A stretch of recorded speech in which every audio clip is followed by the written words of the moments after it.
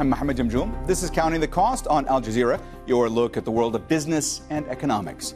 A zero tariff policy. China has opened its markets to all but one African nation, removing levies on their exports. But 1 month on, who stands to gain the most and who could be left behind?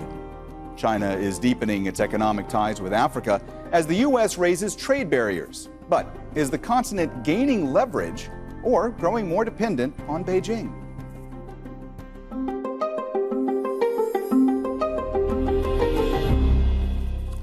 China wants access to Africa's resources. The continent wants to build industries and jobs and move up the value chain. But are both sides getting what they want? Beijing has recently removed tariffs on many African exports for the next 2 years. China is expanding its influence in Africa at a time when many African nations face uncertain trade policies with the U.S. For more than a decade, Chinese money has helped finance roads, railways, and ports across the continent.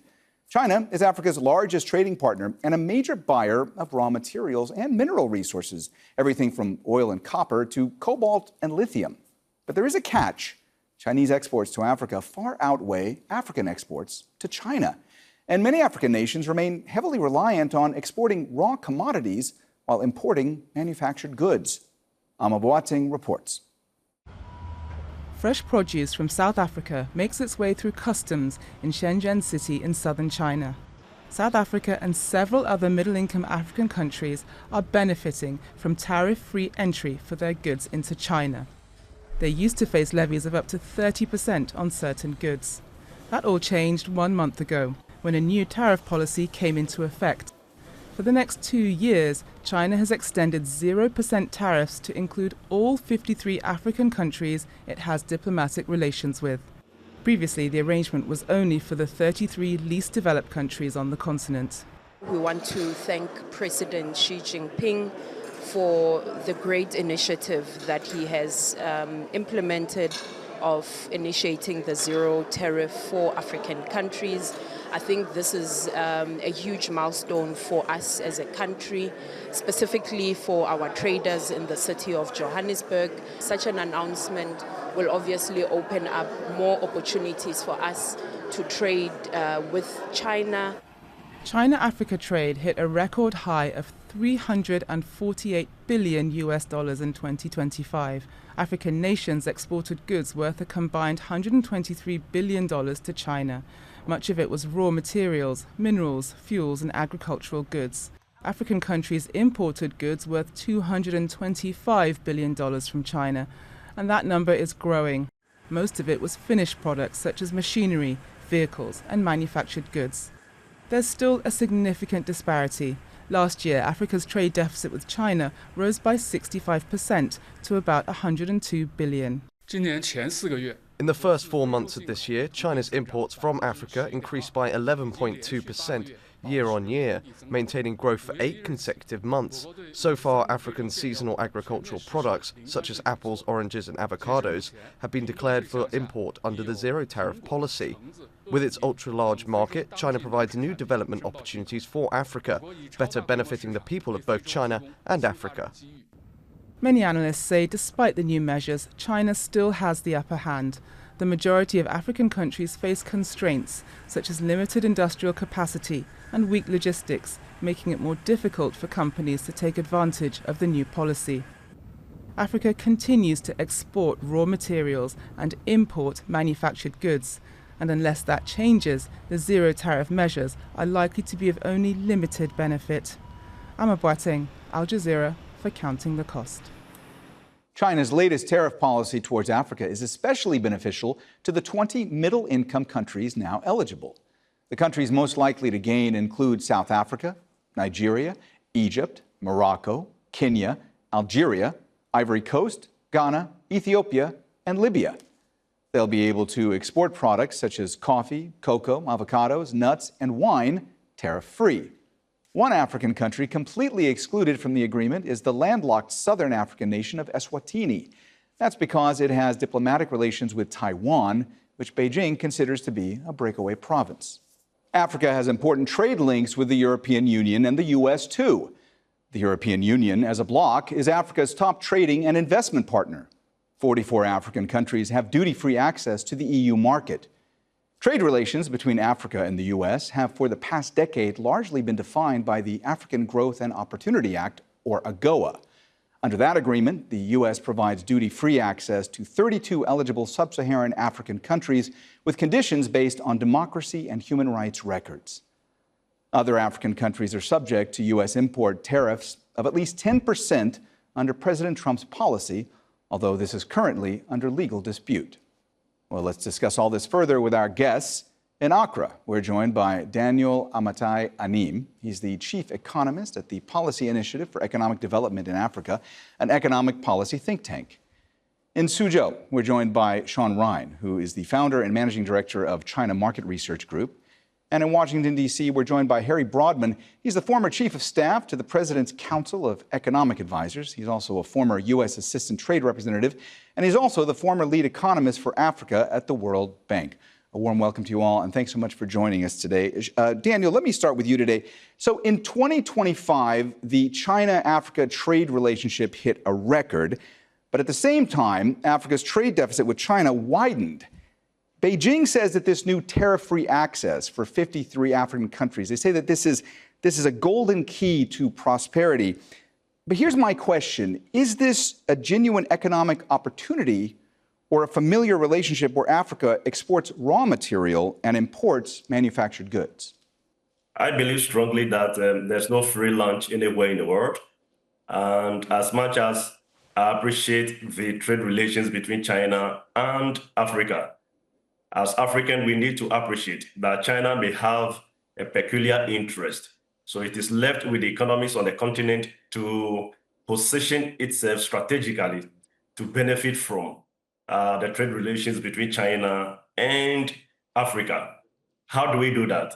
We must ensure that the partnership is hinted on strategic alliances that will ensure industrialization, to shift away from the usual importation of raw materials to China. How do we employ technology from China in the midst of this relationship to add value to whatever we produce, so that we radically shift from importation of raw materials to value addition? It is then that we'll be able to attract more inflow that will close the trade deficit. Okay, so that is very important. Another aspect is that it is left with the continent to see it as an opportunity to beef up its industrialization agenda. How do you do that? You tell China that, yes, we want to trade with you, but we don't just want to export raw materials to China. We want to benefit from technology. We want a mutual trade relations that will ensure that we create jobs and opportunity for our citizens, that we add value to our produce, and we use technology that is available for that China is currently using to advance its economy. This should be the discussion from our part. Okay, so as much as it's a very good news that it allows African economies to export raw materials to China, to beef their revenue base and also enhance their reserves at their various central banks. To me, the key thing is that African economies must be strategic, must reposition itself in a manner that they will benefit significantly from this relation, so that at the end of the day, it will not just be importation of raw materials for sole benefit of the Chinese economy. So, Sean, let me ask you as well. There's record trade now between China and Africa. At the same time, Africa's trade deficit with China rose by 65%. If this relationship is working so well, why is the trade imbalance growing rather than shrinking? Well, that's a great question, Mohammed. In the short term, I think the trade deficit is going to continue to grow because basically you have the United States and China are fighting each other in a trade war, with both sides trying to get more leverage over the other. So from China's perspective, they've won the trade war so far because they refine 90% of rare earths. But it's not just rare earths. They're also able to smelt and refine a lot of commodities such as tungsten, copper, chrome ore, cobalt. And so what China wants to do in order to protect itself from American imperialism is buy raw materials from Africa, and they're actually trying to buy a lot of mines when they're allowed to. So in the short term, you're going to see billions and billions of dollars coming from China to try to shore up their access to commodities. But here's the thing. China wants Africa to do well. I think Africa needs to build up an industrial policy needs to build up their infrastructure, needs to build up their electric grids in order to industrialize and be able to produce the products that China wants to buy. I was just in South Africa, and while I was there, Johannesburg, South Africa does $53 billion of trade with China, but they didn't have running water for weeks on end. And so it's very hard for Africa to industrialize when they have water problems, when they have crime, and when they have electricity issues. But I think what helps is when China invests into infrastructure projects into Africa, which will help industrialize Africa over the next 5, 10, 15-year period. So I think the question, Mohammed, is short term, the trade deficit will go up, but in the long term, China clearly wants Africa to become a middle income market where they can sell products into and also help them to industrialize so that you'll maybe 10, 15 years from now, you'll see a winnowing of that trade deficit. But in the short term, clearly that's going to happen. One other thing, Mohammed, I think Africa can do is what Zimbabwe or Ethiopia is doing. And they're forcing the Chinese, when they invest into commodities, it's not just buying the raw materials, but it's actually investing in refineries to be built in Zimbabwe for, say, chrome ore. That's something that all African nations should do to get more job creation in Africa. Sean, let me just follow up with you. You're saying that China wants to help Africa develop and to industrialize more, but there are critics that say that China really isn't looking to help Africa develop. Really, what they want are more commodities to help power their own economy. What do you say to that criticism? Well, I think that's really coming from the United States. And they like to say it's debt trap diplomacy, where the Chinese invest billions of dollars helping a Kenya build a railroad or a road and then sort of take over. But it's really not true. I think that's more a lot of propaganda coming from the United States. When you look at it, overall African debt to China only is about 20% of overall debt. About 60% of it is owed to American institutions like the World Bank, which is basically a tool of the United States government. So it's almost like gaslighting. You know, when the U.S. says, watch out for what China's doing, it's actually what the United States is doing to Africa, forcing them to buy American seeds, forcing them to use the U.S. dollar. You know, I think if you look at it, Africa and China trade hit about $348 billion last year. Trade between Africa and the United States only was $83 billion, yet most of the money, again, about 60% of it, is owed to America and Western European nations. So debt trap diplomacy is really propaganda from the Americans that are trying to continue to cause or make China out to be the boogeyman in the world. It's just not true. Harry, Sean, they're saying that this is propaganda from the U.S., this kind of criticism, trying to make China the boogeyman at a time when they're expanding their relationship with African countries. Let me put this to you from the American perspective. At a time when the AGOA has lost influence and China is gaining influence in Africa, why isn't the relationship between the U.S. and Africa better? That is a great question, and it's something I've spent a lot of my career focused on. Let's also point out from the very start that Africa is a continent. China is a country. The United States is a country. And I must say, from all my time in Africa, I hear this a lot. And I think it's really important to punctuate our conversation that way. But I think, the AGOA agreements are helpful to some extent, but they are really concentrated on helping Africa export to the United States. They are less focused on helping Africa industrialize and becoming a more mature set of countries on the continent. So the objectives that the United States has always had with respect to Africa, unfortunately, has been how can the United States benefit from Africa's growing exports to the United States, particularly in minerals and in other commodities.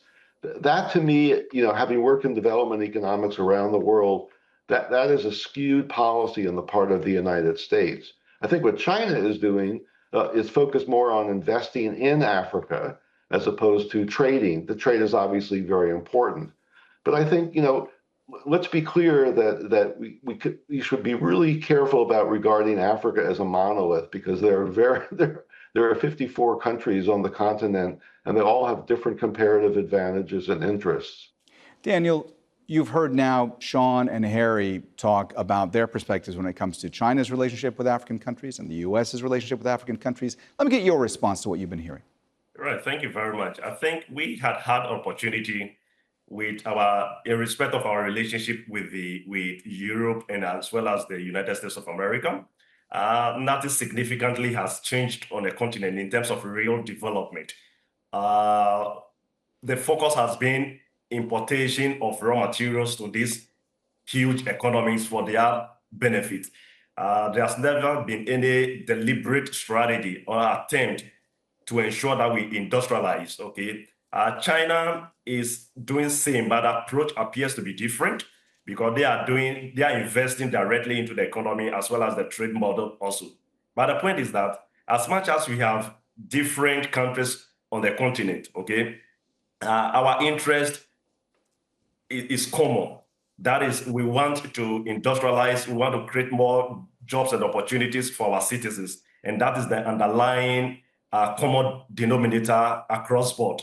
Now, I've indicated earlier that China is interested in Africa, and as they have indicated, that they want to ensure that we developed, they want to ensure mutual benefit for the continent. But it is left with the economists on the continent of Africa to appreciate that we need to leverage on this relationship. We need to take advantage of this relationship to develop on our own. Let's develop our own industrial policy, ensure that we take advantage of the relationship. But if you sit and believe in what China is presenting to us, that may be true. But of course, they also have a higher interest.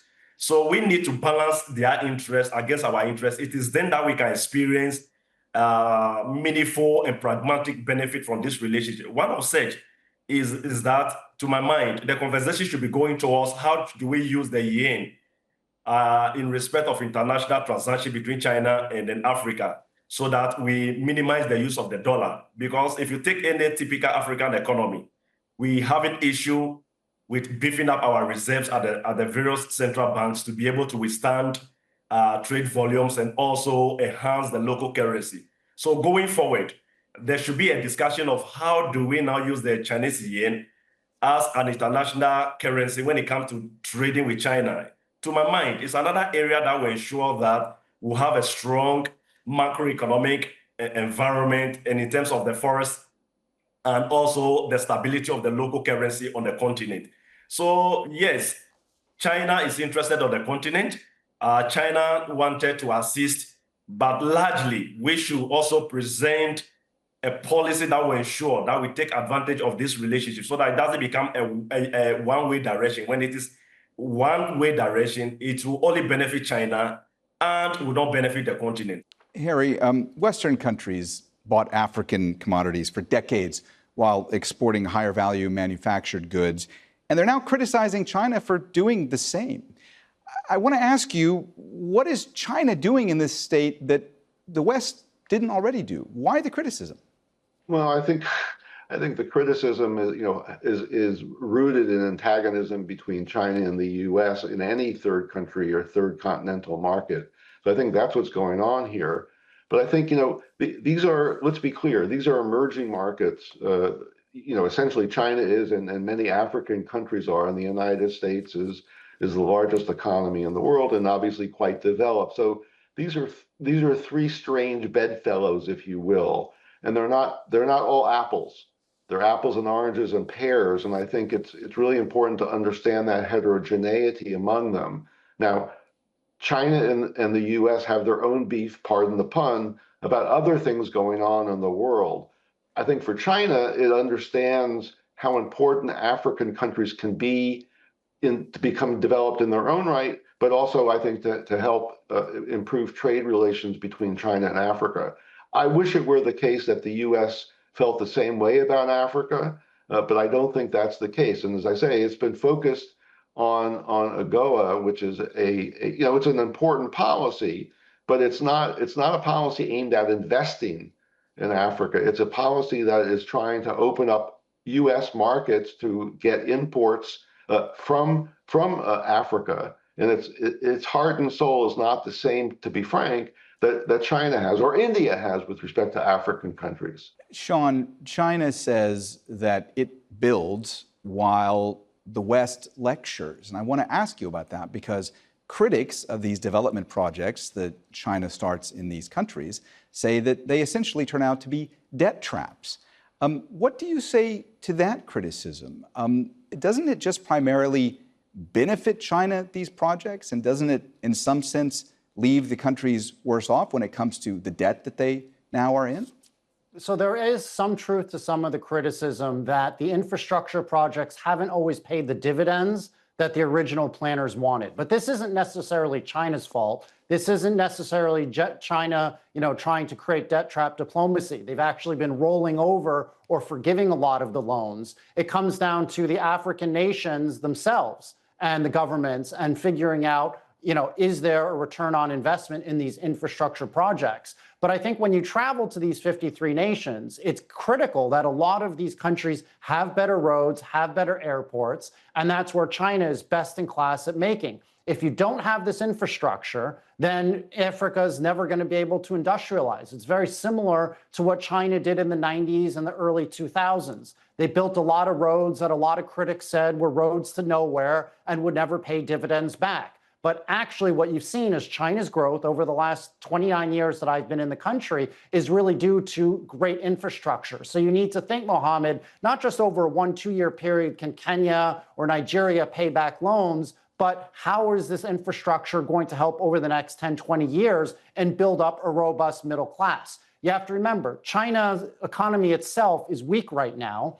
They're very low consumption. Only about 40% of the economy is based off of household consumption versus about 70% in the United States. So what China wants to do, because it controls 30% of the world's manufacturing, is export to other countries. And that is where those 53 nations are going to be. So China has the incentive to roll over debt, to try to forgive loans, because they need to create a big market in Africa for the goods that they produce in China, because they're not willing or trusting to sell into Western Europe or America now after 10 years of the Germanys, the French, and the British and the Americans saying they need to decouple from China. So China is putting laser-like focus on building up that middle class in Africa because it's beneficial for the Africans as well as for the Chinese. Now, again, I agree with Daniel that African nations need to get China to invest more into industrial policy in Africa, hire more people, creating more jobs in Africa. There are ways for China investment into Africa to benefit the African people more than what you're currently seeing than just pure export or import of raw materials. Harry, let me ask you about President Trump's tariff policies and how that might impact everything going forward. Well, I think writ large, the uncertainty in the world trading system engendered by Mr. Trump's tariff policies and his trade policy overall is not helping, frankly, the global economy, but it's certainly not helping the Africans figure out a clear path forward. Obviously, also there is the tension between China and the United States over Trump's policies. There's been tension between China and the U.S., even going back to the years when I was in the White House or working in the U.S. Senate. These are tough challenges, but I think having Africa sort of being a pawn between China and the U.S. is not taking to heart what is important for the Africans. As I say, the Africans really deserve to be able to develop their continent, to understand how to maximize how their different countries have different comparative advantages, and most importantly, how to create an infrastructure system so that there can be continental-wide trade. And all these programs that the U.S. has been funding, and frankly, the Chinese have been funding, the Indians and others have aimed at doing that. But I think that the real problem is Africa is a complex continent comprised of 53 or 54 countries, however you want to cut it. So this is a continent. China is not a continent. The United States is not a continent. I think our discussion now keeps referring to Africa as a monolith, and I think that's inaccurate and it's unfair to the African citizens. Daniel, we know that Africa needs development, more infrastructure, more jobs, but I want to ask you, how does Africa start getting more leverage? How does it start getting more leverage when it comes to negotiating? How does it start weaning away from old cycles of dependency? Right, thank you very much. Before I even address the question, I would like to touch on what my good friend have just said, indicated. As much as Africa is seen as almost about 54 countries, okay, as a continent, in real term, Africa is a country just like a China. It is just a colonial barrier that separated the continent, and it appears that we will look like an independent countries within a continent. Okay, so it is an orientation, it is a philosophy that I have been calling on the leaders of Africa to be able to push across for the continent to see itself as a nation, one nation, just like Osadifo Dr. Kwame Nkrumah, the first president of the Republic of Ghana, indicated. We are a nation, and the very moment we begin to see ourselves as a nation and we begin to negotiate from that perspective, it will be for the benefit of the country, of the continent. Okay, so that's just by the way. To address your issue, look, just like I indicated earlier, we have seen all the models from the United States, being our development partner. We have seen that of Europe, and it appears that for the continent to develop, or for Africa to develop, we need to take our destiny into our own hands. And how do we do that? You need to look at strategic partnership, relationship that will bring about mutual benefit, that will bring about real development to your people, that will take away exploitation, that will take away shifting of our raw materials to other economies at our disadvantage. And the only way to do is to mobilize resources, capital. We do not have the financial capital, but we have the resources. How do we leverage with that particular to be able to have the real infrastructure development that is required? All right, well, we're going to have to leave the conversation there. Daniel Amate Anim, Chief Economist at the Policy Initiative for Economic Development in Africa, Sean Ryan, Founder and Managing Director of China Market Research Group, and Harry Broadman, former Chief of Staff to the President's Council of Economic Advisors. Thank you all for joining us. And that's it for our show. Get in touch with us on X, and do use the hashtag AJCTC when you do. Or drop us an email. countingthecost@aljazeera.net is our address. But there's more for you online at aljazeera.com/CTC. That'll take you straight to our page, which has individual reports, links, and entire episodes for you to catch up on. That's it for this edition of Counting the Cost. I'm Mohammed Jamjoom from the whole team. Thanks for joining us. The news on Al Jazeera is next.